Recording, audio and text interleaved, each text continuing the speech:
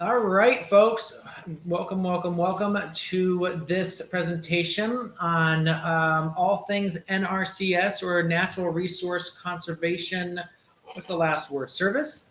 Yes. All right, yes. So joining me is Aly Robins. Dennis says hello. And yeah, let me know if you're watching tonight. Let me know where you're watching from.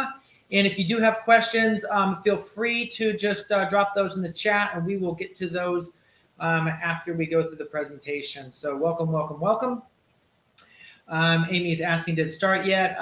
It should be live now, everybody. So yeah, we should be live now. So Aly, why don't you give us a little bit of background about you and where you're from?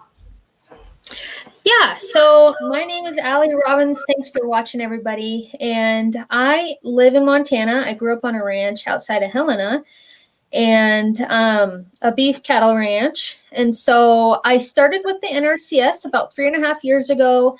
They have a pathways program to where you can kind of do an internship with them.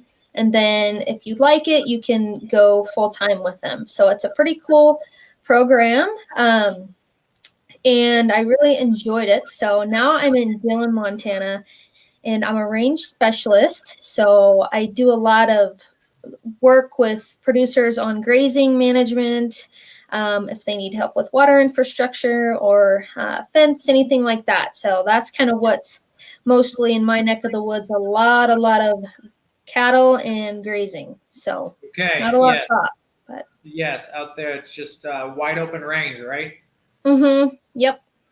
Okay. All right, cool. So we've got a bunch of folks joining us. Matthew is from North Carolina. Steve from Reedsville, North Carolina as well. Got a couple. And then Oklahoma. Todd from Oklahoma. We got, I think it's Danette from Oregon. Let's see. James from Omaha, Illinois. And Lee is from upstate New York. Lee, what town are you from? Because I hail from upstate New York at one point as well. So very cool. All right, so thanks for all from joining us. So yeah, Aly, if you just want to go ahead and kind of go through your slides, I can go ahead and pull up that screen and we can dive right in. And then again, and folks, if you do have questions, save them to the end. I'll have a few myself. But do feel free for sharing those in the comments. All right, so there we go. Aly, you should have control now of the screen. All right. So, yeah, the NRCS, I'll just kind of start off by letting you know it's a government agency that works with private landowners. It's not limited to private landowners, but if you think about the BLM or the Forest Service, they work mainly on public lands. NRCS works on mainly private lands. We have a lot of partners like Pheasants Forever that we work with, which is awesome. And so, yeah, I kind of want to start off by saying that because it's a government agency, it's so broad in the amount of information that I don't even know. So I will try my best to answer your questions. But I'm kind of just going to go over the broad information about NRCS today. So NRCS provides technical and financial assistance. I think it's kind of echoing here. Technical and financial assistance to anybody in need. You don't have to own land and you don't have to even own a farm or ranch. If you want help with even as little as gardening, they can just kind of give you some few tips, because if you think about it, gardening is just a smaller operation of a farm. And so they can help provide with technical and financial assistance. There's a local NRCS in almost every county of the country, including Puerto Rico, and I can't remember. There's some NRCS in outside of the U.S. too. They work closely with conservation districts. So a little bit of history there is that the conservation districts were formed around the same time as the NRCS. The NRCS actually used to be the SCS, which was the Soil Conservation Service. And that was formed during the Depression, when we had a lot of soil erosion going on in the world, and we needed something to reestablish our ground because it was just blowing away with all the amount of erosion. And so the conservation districts would come in and kind of be not a mediator, but kind of another source to work with these private landowners, because private landowners, and I don't know, it might be still the same today, but they didn't really like the government back then. And so the conservation they would work with us and the landowner to try to develop a plan to get their operation back and up and running. So NRCS varies state by state. Like in Montana, we do different things in South Dakota. I think, there's the same practices, but the way they operate and the way they run is going to be different throughout every state. And so kind of one thing I like to reiterate, especially in my free Facebook group that I'm going to tell you guys about, is what NRCS is not. And the NRCS is not a way to get free money on your operation. And so I want you to keep that in mind if you're thinking about working with them. It is you are working with a government agency, which means, there's going to be things that you're going to have to do to stay loyal to your contract and to be able to get that financial assistance. So how can NRCS help me? The one thing I would advise you to do is go to your local NRCS and find out, because the states are so different in the way they work. I can't really tell you exactly how the NRCS can help you within your specific state. A great way to kind of find out how they can help you too is to just really start off on the right foot and create a good working relationship with them. All these agents across the US, they really want to help you and they want to help the land. And so the reason why we have these types of jobs is because we love what we do. We love working with farmers and ranchers, and we love seeing, we love being able to be part of that operation to where they can better the resources on their land. And so NRCS can definitely help you financially, but if you're not really looking for financial help, but maybe just a little assistance, then they can help you with that too. So what programs does the NRCS have? Again, it's so broad. There's so many programs out there. So I provided a link here that if you just Google actually NRCS programs, it'll come up. And there's so many different programs that it's important to go kind of interact with your agent at the NRCS, and they can help you be placed in the right program, and they can help find out which one's going to be best for you. The main ones I'm familiar with in Montana, and the ones we work a lot with, are EQIP, which is the Environmental Quality Incentives Program. And so this program is for the producers who want to become more efficient on their land, and kind of, whether that be with infrastructure or trying to figure out how to graze their cows or sheep, this program is going to help you kind of get on the right track with your operation. The CSP program, which is the Conservation Stewardship Program, is going to help maintain the efficiency and the beneficial practices on your land. So say you already have a really good working operation, you've got a lot of great infrastructure in place, you have your cows figured out, you've got your grazing in place, then this program is just going to help you to maintain those great practices that you have. So what's the best way to work with them?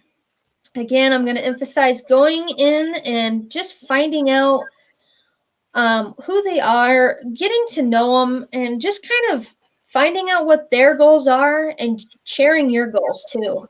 So just start talking with them. Just ask them, what does the NRCS do? and what is the best way for me to work with you guys. Sharing your goals and sharing what your operations is about, it's going to give them an idea on how you can best work with them.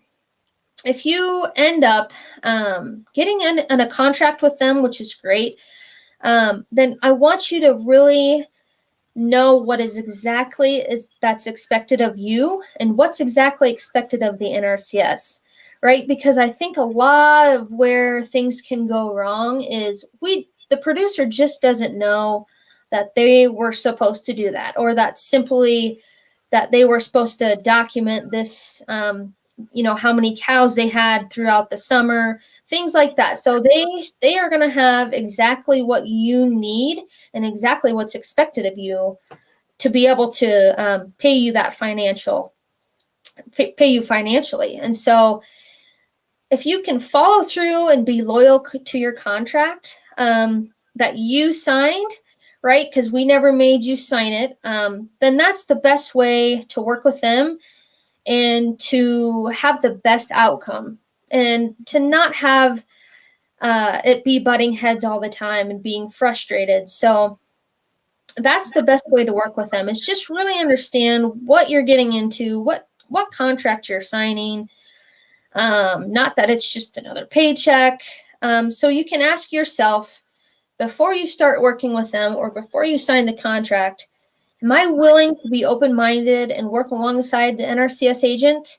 Because if you are, then that's awesome. And that's the type of people I like to work with, because I have a ranching background. And even if I didn't, I am just really honored to be able to work with you, work on your operation, and do my absolute best to help your operation out. And so with my expertise and with your expertise about the operation and the land you own, I really think we can work together to make a great relationship and to really bring in some awesome results for your operation.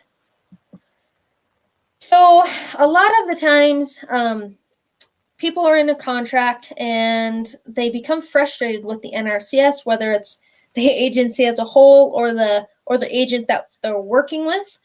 And so it can be really frustrating because it is a government agency. And if any of you worked in a government agency, it's one of the most frustrating things, just because there's so much to it and there's so many just things to juggle. And so if you're frustrated with the NRCS right now, then here's some tips that I can give you to try to resolve that frustration. So go into the NRCS and try to mend the relationship. Just really sit down with them and be patient with them and just ask, okay, what can we do to move forward in a positive direction, and to just try to mend this out and start over. Ask yourself, is there anything you could have done differently? Like, is there anything that you should have done in your contract that you didn't? If the agent is being difficult, then try to find somebody else in the agency to talk with. Just try to be as nice as you can, though. I know that you're already really frustrated at this point, and it's going to be super hard to be nice. But if you can just take a step back and say, all right, I'm going to try to work with somebody else, because the person I'm working with, it's just not working out. And that's okay. That's why we have, 2 to 3 people per office. If you're in Montana, I don't know what it's like over in different states, but there's other people you can work with. And so if you don't have any frustrations with them, but you just want some advice on how to move forward, I would say, for one, of course, be loyal to your contract. Check in with the NRCS agents and make sure your contract's on track. So every year, sometimes we have contracts that can be 3 years or even 10 years. I'm working on a contract that's 10 years long, and that's a long time to be working with NRCS, which is great. It's such a cool contract. We've got so much infrastructure going in on this ranch, and it's awesome to watch it happen. But it can be easy to get off track and can be easy to forget things, especially because you have so many different practices in place. So every year, during the winter, especially here, it's a long winter and you're going to have some downtime. After calving season, go in and ask your agent, all right, what do we have coming up this next year? What do we need to be prepared for? What do we need to do? You need to make sure, if you have water infrastructure going in, you need to make sure that that is being engineered by the NRCS. And because there's so many different people coming in and out of the NRCS, it can be easy for us to forget that you need that engineered. And I know that's horrible to say and that shouldn't be an excuse, but if you can just take responsibility for that too, then it's going to make your life and our lives so much easier. You can just come in and say, well, I saw that we have a water tank going in. Do we need to get it surveyed? Do we need to make sure that we have whatever it is that needs to be in place to get that done this year? So just make sure you're on track with your contract. And take your contract seriously, because it is a contract. You're getting money for this. And so it's awesome if you can take it seriously, just like we're taking it seriously. And of course, if you're working with me, have a sense of humor, because if you can't have a sense of humor, then that's where tensions start. And so if you want to learn more about the NRCS, go to your local NRCS, because that's where it all begins. I can tell you all about Montana, but it might be different for your state. And what I might be telling you could be wrong in your state. I mean, there's just so much to this. And so, I encourage you to join my free Facebook groups. I also, along with working with NRCS, I have a marketing business where I help people improve their website, or even develop the website that will start bringing in more customers. And so the Facebook group I have for working with NRCS is just simply working with NRCS. That's what it's titled. And then marketing your egg business is my other one. A lot of the NRCS has YouTube videos to where you can go and just kind of see what type of work that you could do in the EQIP program. I'm not really sure if you should Google EQIP NRCS, or put that into YouTube, but you could try it and they have a bunch of cool videos that just show the results of what that program has done for that producer or that rancher. And so, I encourage you to just Google it and YouTube it and start digging into it. I know I think they have some Facebook pages that you can follow, or Twitter.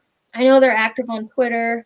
But yeah, that's kind of what I have today.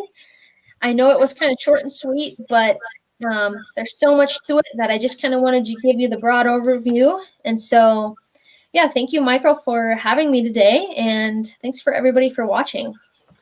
Yeah, we have a bunch of questions in there. Thank you so much for that, Aly. So let's start with the first question of, and I'm actually someone who actually it was on my schedule to reach out to my NRCS agent today. So I did that, because we're going to be interested in the cost sharing for the high tunnels, which is actually one of the favorite programs from all our vegetable farmers. Let me just unshare that, because we're done with that. I contacted her, and she made it clear that it's a cost share, not a grant, even though a lot of us farmers refer to it as a grant, because if you're smart with the money, you can actually almost fund pretty much the entire thing. In my conversation with her today, I was like, so what's your funding limit? I was like, what's your square foot limit? Like, well, we technically don't have one. And I'm like, oh, cool. So that's the other thing, is like with NRCS, sometimes you can get a little bit of variability between the states, between even the counties. I've got people that have had $120,000 greenhouse projects funded in Alaska. And then I have people that are trying to get, a $3,000 or $5,000 project cost shared and can't get the money for the cost share. So, but she actually, what I did with her is I was like, hey, I'm interested in this. And she said, do you want me to come out, walk the property with you, just to get an idea of what you're looking at? And again, I highly encourage that. Get to know your NRCS agent, get them on the property, share with them your vision. Because they will sometimes even have things that you may not have thought of, that they can say, hey, we can help you with this. Now, do you guys do energy audits? Energy audits, like what do you mean? So one thing that when I was in New York, so NRCS would come out and kind of walk through the farm energy systems and look at where inefficiencies were happening, and then they could fund those inefficiencies. So from what I understand, and correct me if I'm wrong, and again, it may change, but let's say I want to put an irrigation system in. If I have no irrigation system, you really can't help me because that would be brand new technology. But if I have a overhead irrigation system and I want to fund a micro irrigation system, that would be something that you guys would work with me on. Okay, yeah. So that's funny you said that, because I actually, from what my knowledge is that we will help you put in an irrigation system if you don't have anything at all. That's Okay. where we start. And it might be different in your state, but again, like in Montana, if you don't have a pivot, and you want to pivot, we will help you cost share that pivot. But if you have, or even, yeah, I think you're right. If you have a wheel line, say on your hay right now, and you want to increase the energy efficiency, then yeah, we can put a pivot on there. But see, some practices are different. Like if you have a water tank right now that it works and there's not really anything wrong with it, but you want a new water tank and you want to try to prove that you can save water from that new water tank, they can kind of do an audit and kind of see if you fit into there. But most likely, if you already have a water tank, then we can't help replace the water tank. But Yeah. that might be different. That just made me think, yeah, if you have a wheel line and you can prove a certain percentage amount of water savings, then yeah, we can help you out. So Yeah. And let's see. I'm just gonna scroll up through here. What other ones right there? So let's say you're a vegetable. Oh, okay. So let's say you're a vegetable farmer. The big things that are popular with vegetable farmers, and again, this varies too. Like I know some places in the U.S. right now have a program for honeybees or just bees in general. Maybe your state is one of those. yeah, so we have a honey pollinator initiative, I think it's called, but a honeybee pollinator or a pollinator. So what we'll do is just help you pick out a species mix, and we can help cost share for you to put that in. So, which is really cool. I've seen a lot of those, and it's kind of fun to see in the middle of a crop field. So yeah. Now, one of the other things, and this was our NRCS in New York did this. Out here in Ohio, they don't, which is unusual for me because just the size of the farms out here. But I understand because most of the farms already have the equipment. But they actually rented out no-till drills for seeding cover crop. And anyway, so I was able to rent one through a Nate, a local farmer, and he was able to just drill it in for me, which actually saved me a lot of time and effort. mm-hmm. But so is that something they have out where you are? Do you guys do any equipment out there? Yeah, so not here in Dillon, but some of the neighboring counties, the conservation districts actually own the no-till drill, and then they rent it out. Yeah, so that's kind of a cool thing. I don't really think NRCS can like own any equipment, but I don't think they can. But since we work so closely, but I might be wrong on that. I don't know. So, but I just know that since we work closely with the districts, they just own it and we just rent it out. So, and thinking through now, I think it was the Soil and Water District that had that, but because they were at the same office and I dealt with the same people all the time, there was two guys that came out to the farm, and I think one was Soil and Water and one was NRCS. But I'm just yeah, it's all the same basically. Yeah. So with farmers too, so like irrigation, we've seen, I've seen buildings so I have a farmer in Maine we've worked with that built, I think it was $120,000 hog facility.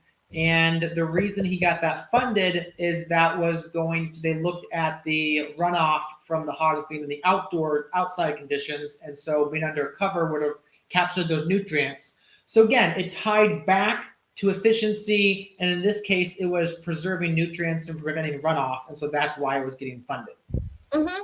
Yeah, that's another great example of saving some efficiencies. So Yeah. So let's see. I'm just trying to think what other questions we've got in here. Um, Stephanie, no, these are not available in Canada. This is US based only. I actually answered a couple questions like this in the my email today from people that were interested in joining tonight. I highly recommend if you are in Canada, talk to your local ag department because they may have something similar. They may not have something exactly the same like the NRCS, but we are super lucky in the US to have the NRCS available. Clay has a great question. What about fences on the farm? Are there things available to help with things like that? Yes, definitely.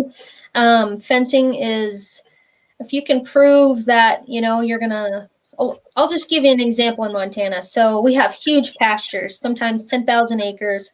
A lot of the problem is that the plants over here are not getting grazed at all, just because it's such a big pasture. And so if we can prove that we are helping the resource concern, that's another thing I should have mentioned is basically NRCS focuses on resource concerns. So whether it's water quality, plant degradation, nutrients, whatever it is, if we can help prove that we're going to increase or help those resource concerns, then you have a really good chance of getting funded or going forward. So say you want a fence on your farm to keep the cows out or something, then of your crop field, then that's what they can help you with. So what about deer fencing? So NRCS is very much wildlife friendly agency. So we focus a lot on creating fences. Now, are you saying to keep wildlife out? Yeah, so I'd be like, I'm just throwing this out there because again, I know we got veggie farmers on here, but deer can knock down crops. So I'm just wondering if that's something NRCS would cost share. And I think actually my agent in New York said at one point they would consider it, but I never actually went for the funding. But I'm not sure what your experience has been.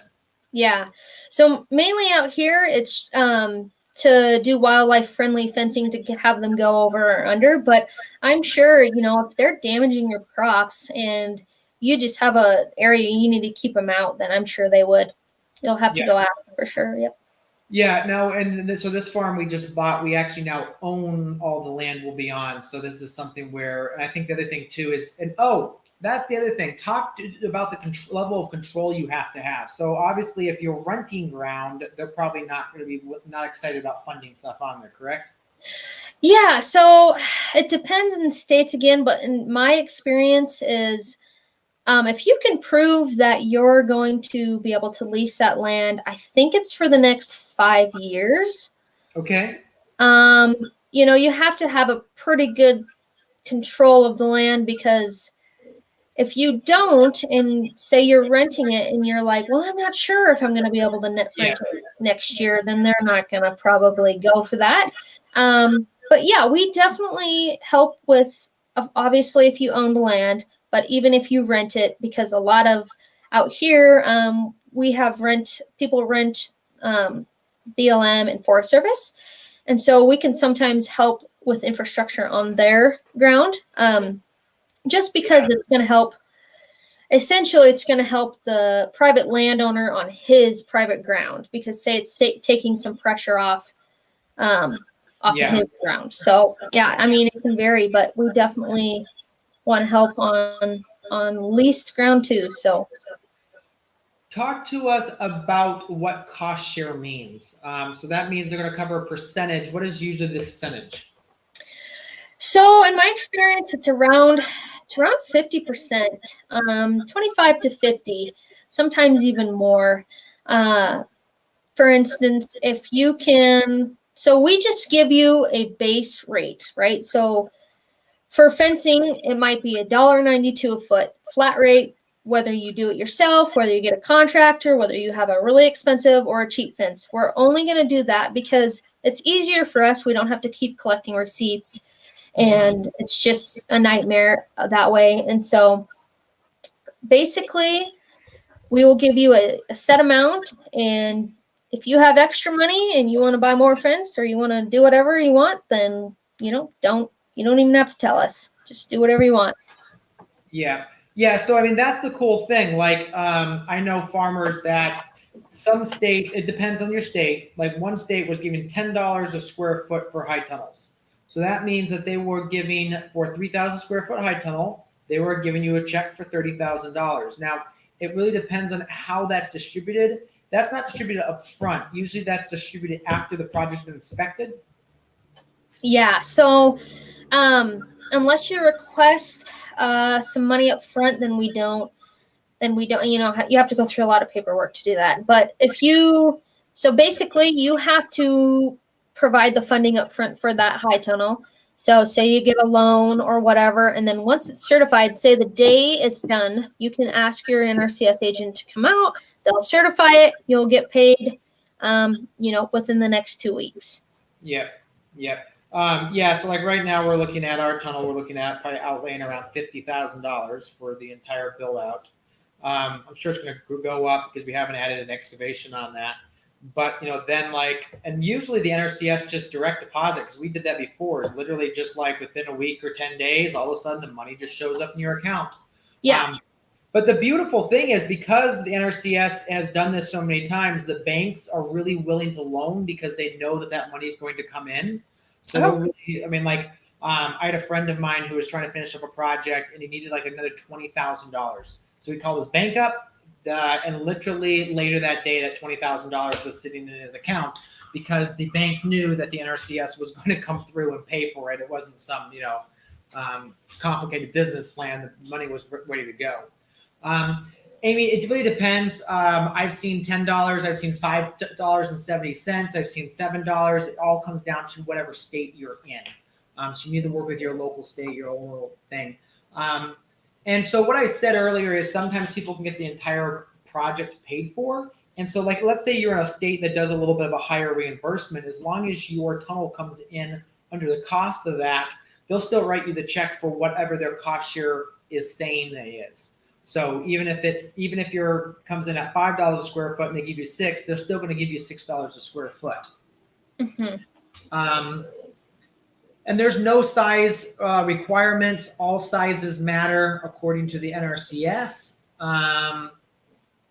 And you can be used multiple times. I know multiple people have used the NRCS for multiple projects, but you have to go, if you're trying to get multiple high tunnels, you have to go back to the beginning of the line.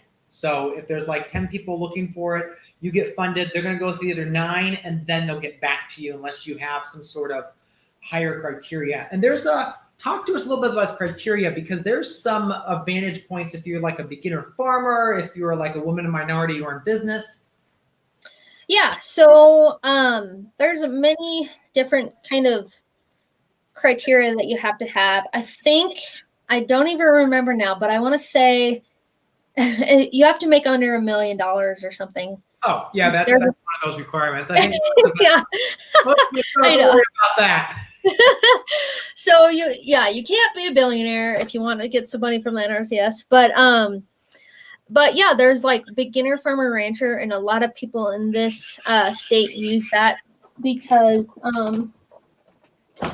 we have a lot of beginner farmers. And so if you qualify as a beginner farmer rancher, then you actually get a higher rate from the cost share, which is awesome. And so, we also have veterans, I think, the woman in minority thing. And then I think there's even a Native American or underserved people. Yeah.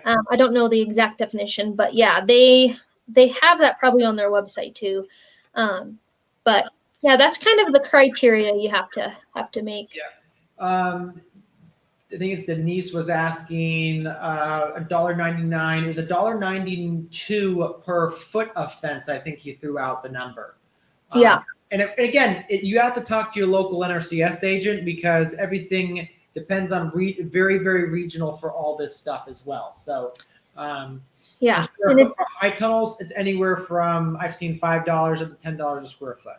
Yeah. It depends also what type of fence, you could have electric, barbed, smooth. I mean, there's just so many variables. Yeah. Brian's asking, now we're starting to get some nuts and bolts stuff here, so I know if you have to pass, that's totally fine on these. Can you fund a fully automated greenhouse, or does it have to be a simple high tunnel?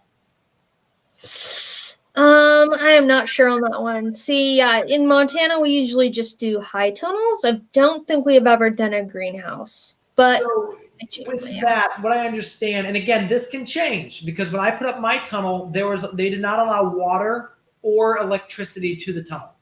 Okay. Oh. So that was when we started. 2 years later, they changed the requirement, and now you can have electric. Mm-hmm. So, and water irrigation. Yeah. Yes. And yeah. So it really changes. And Amy's asking, please define beginning farmer.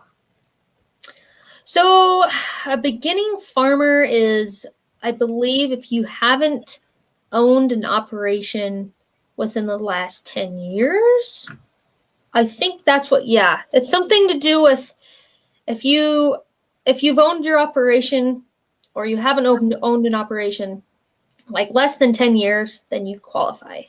So, okay, so let's throw my situation in there. I owned my farm in New York up to 2015, and then I haven't really had a farm since last year where I had a new farm. My current farm business is actually predominantly owned by my wife, who's a new beginning farmer. Yeah, so that's going to vary too because you've got two different people owning it. I don't know I'm just kind of looking up here. Yeah, again, it's complicated. Yes. Okay, so it says has not operated a farmer ranch, or who has operated a farmer ranch not more than 10 consecutive years. So then that would kick me back to beginning farmer. Yeah. Oh, that's interesting. I never thought of that. Yeah. Okay, so that one's good. We cleared that one up. Clay's asking about veterans. Is there specific veteran programs? Yep. So, okay, kind of how it works is like you guys qualify, everybody can qualify for all these different programs. But they might work with you more because you're a veteran on this. I mean, you can apply for any program, but since you're a farmer, you might have more of an advantage. Yeah. And so, that's kind of the easiest way to explain it is you can apply for anything you want, but since you're a veteran, you might have more of an advantage. You get more points is what you get, I think. Yeah, they do it. And basically, the person who has the most points usually gets funded first. Mm-hmm. So I'm just trying to think. Is there a minimum size for the high tunnel? I mean, I don't think if you come in with like a little tiny like 300 square foot tunnel, that's probably not going to. You've got to pick from an approved vendor list. And if you go with an approved vendor list, the vendors have to have specific size on tunnels. Now, here's something that I forgot to ask. Is there a specific width on high tunnels? I know some states, I think, are 30 foot. I am not totally sure on that one. Okay, I'm sure it varies by state or by county even, because Yeah.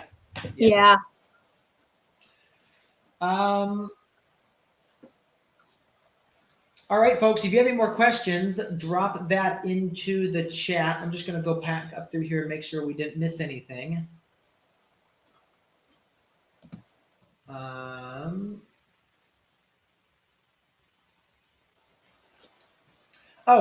Jimmy says, I need grass. I am repurposing a sorghum field to forage for cows. Can NRCS help? Yes. Yep, they can help rejuvenate your grasslands and, kind of give you the tools and the implementations you need to make that happen. So. And then Amy also asks, does your farm need to be a commercial operation business to work with NRCS? No. Commercial meaning like. Well, I guess my question would, you have to have an actual farm entity, and you probably have to be classified as a farm, which means make at least $2,500 a year. I don't think so. No, I don't think. I think you can apply I can apply as Aly Robins. Yeah. Yeah. Okay. All right. Well, that's good to know. All right. I'm scrolling through. I think we got all those questions. Yes, actually, some good ones at the bottom. No minimum acreage from what we talked about earlier. What are the long-term requirements for this program? Paperwork restrictions. Actually, that's a great question. Yeah. So, all right. So, say your contract's 30 years. After that third year is up, you don't have any obligation to them anymore. Just as long as you're in the contract with them, that's when you have to meet their requirements, keep on track, blah, blah, blah, like I was saying. But yeah, once that contract ends, you can say goodbye forever. You can reapply, whatever you want. But Kyle's got a great question. Navigating red tape, and how long does the process expected to take? for like the application, Yes. From like, let's say the moment I walk into your office and say, Aly, I need some fence, to the moment you hand me, well, I start you get approval to start the project. yeah. Oh gosh, it can take a while. If you've never worked with NRCS before, then you have to go in and you're going to give them all your information. You're going to go over to FSA. That's going to take a while just because you have to get a lot of data and a lot of information that you're going to give to them, including your financials. I mean, everything. You're going to give them everything, which can take, I don't know, sometimes 1 to 2 months. Depends on how proactive you are and how proactive they are. And then, so once you've got that established, then it can take anywhere between a month. I've seen it happen as quick as a month to 6-8 months. It can vary. We have a couple contracts that, because they were so simple and because that producer had worked with us before in the past, we were able to go out, do the inventory, get the contract signed within a month. But Okay. yeah, it just depends on what's all involved. Expected to take a little longer though. Yes. I missed a question from Denise. She says we are building an educational homestead for children from the ground up, so we're not a profitable business yet and not a nonprofit. Can we apply for help? I guess obviously if it falls into one of your programs, Aly, I mean they can apply, right? Yep. Mm-hmm. Yeah, so get into your local NRCS office. And like, so Carl, back to the point of like how long you're in the program, like the NRCS Hoop House grant is a 3-year program, correct? Yeah. I mean, I'm not totally sure. For some reason, I want to say it is because the first year you're getting the high tunnel up, and then the next 2 years you're going to be doing irrigation. Yeah. And so they're going to come out and check. Well, and technically, I mean, they may or may not check. I mean, when we had our greenhouse, they checked the first year, and after that, they didn't show up again. Yeah. So, it really just depends on the agent. But I do want to be clear is that if you aren't following the program, Aly, they can make you pay that money back. Yes, that's a very good point. So say your NRCS person's pretty laxed, but then they move along and a new person comes in, they come out and check, and you don't have anything that you said you were going to do. Well, then you just broke the contract, and they might make you pay everything back, which can be hundreds of thousands of dollars if that's what your contract is. I mean, so yeah, definitely don't do that. And they can, I think it's 10% overage they will charge you for administration. Yep. I think I read that was today because again, I got all that paperwork for that high tunnel. Let's see what else here. What is the difference between going through NRCS or FSA? They are not the same. Right. So they're not the same. NRCS is more of a technical agency. Like we're out on the ground, we're working with you guys. FSA, I would say, is more on the, how do I say this? Like they take care more of the paperwork for the finances and just making sure your tracks are up to date. So NRCS I think is more cost sharing to help farms become more efficient. FSA is usually providing the base funds to get your fund started and funded.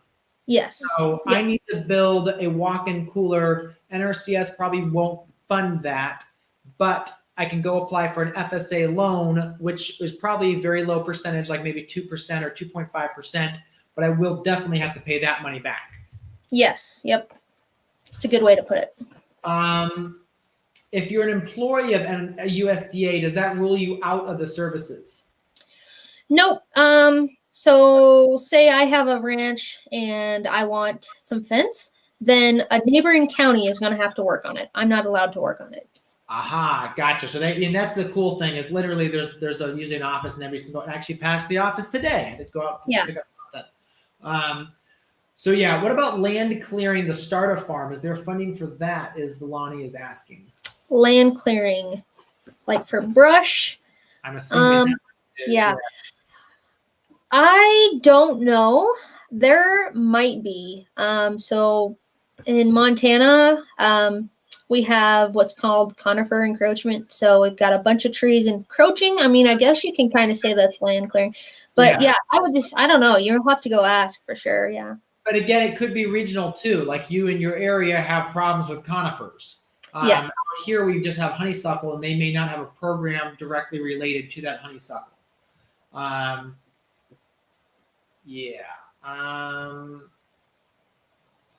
Brian asks, how does WHIP differ from equip?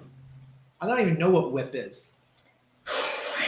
I don't either. I think WHIP is, oh gosh, I think that has something to do with. It's a wildfires and hurricane indemnity program. Oh.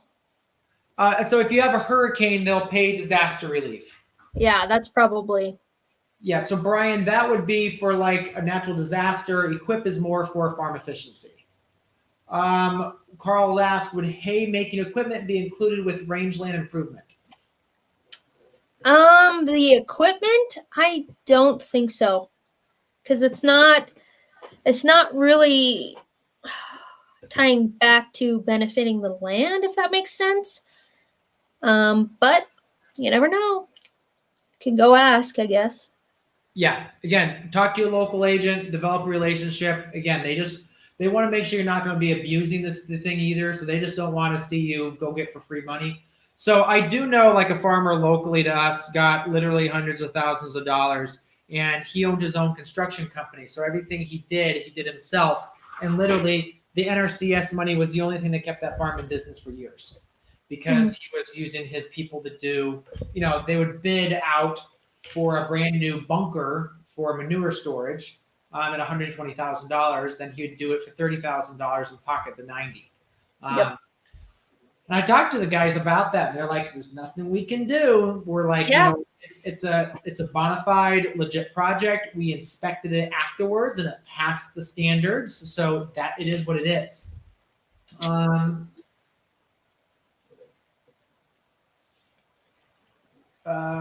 Corrine said, I talked to mine today, and they said next year they are really behind with COVID. Yes. What if you move part of the way through your contract with them? If you move, so meaning you sell the land. So so you have to. There's a couple different options. The person that's buying the land can actually take over the contract. Otherwise, I believe you have to cancel it, which means you might have to pay it back, or they might just stop it there. And then someone's asking, any programs for pond creation? Yeah, so I imagine there is, because it's going to be helping water wildlife, and so I would imagine. I know there's a few. It's called wetlands, and so I would imagine there is. Yep. Yeah, but if it's got cattails, you can't excavate it. Yeah. And then final question here, folks, and we are going to wrap it up. Can you apply for more than one thing in a season? Yeah. I mean, you can apply for as many things as you want. It's unlimited. All right, cool. And then Aly, let's pull up that slide again that had your groups on it so we can share those with people again. Yeah. Let's see. So if you want to get that up, I'll go ahead and add that to the stream. Okay. All right. Yep, right there. And it is actually, if you're on a Mac and hit Command plus, it'll actually blow that slide up a little bit. Okay. I'm not on a Mac. Okay, well that may be just option. No, it's not option. But anyway, it's if you search for just working with NRCS or marketing your ag business, those are the two groups. So just type those into Facebook. They will come right up. And Aly, thank you so much for your time tonight. That was awesome. Really appreciate the discussion. And hopefully this has been helpful for folks. So yeah, thanks for coming on. Yeah, you're welcome. Well, thanks for letting me talk. I really hope that everybody gets some good information out of this. I know NRCS can be confusing, and so feel free to reach out to me, message me or email me if you guys have any questions about either marketing or NRCS. I'd be happy to help. So, and join the groups. Yeah, join the groups. So, all right, folks, thanks so much. Eric, good to see you on. Let's see. I know Mark, good to see you on. Denise, all of you, thank you so much. Amy, thanks so much for coming on. Lee, yeah, thanks for coming on, folks. And we will see you next time. All right, everyone, have a great night.